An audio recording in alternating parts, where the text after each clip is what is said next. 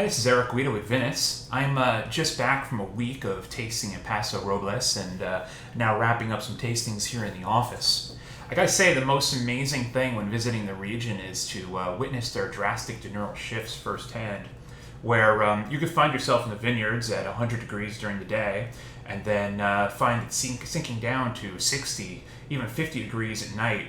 It's those drastic diurnal shifts that make it so that the region is able to excel with such a large variety of grapes.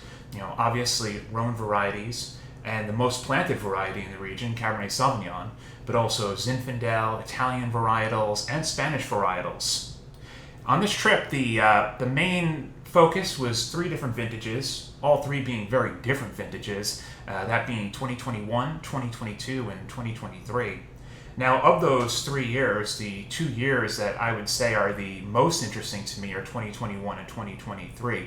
That doesn't mean that we should completely overlook 2022.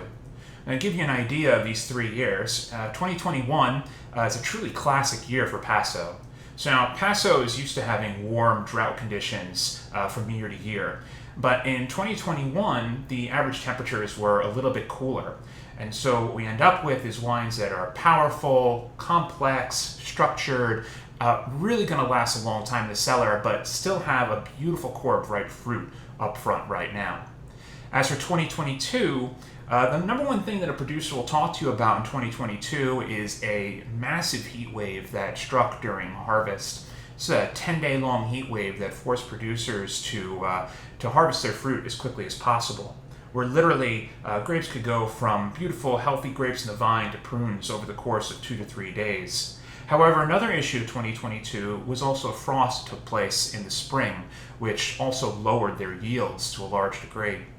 I had one producer joke with me that the only good thing about 2022 is that it's followed by 2023, which brings us to 2023. So now 2023 is an extremely unique year for Paso Robles.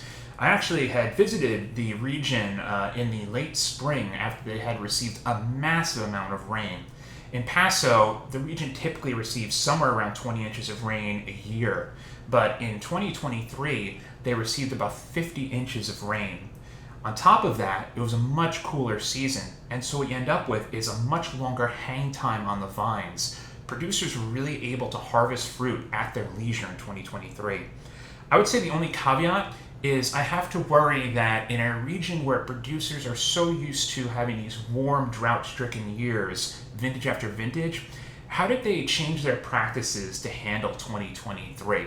But that said, I really wouldn't worry, because what I've tasted so far, primarily fresh reds and whites, are absolutely fantastic. Long, deep, complex, packed full of minerality. Reality is, there are a lot of interesting things to look forward to in Paso.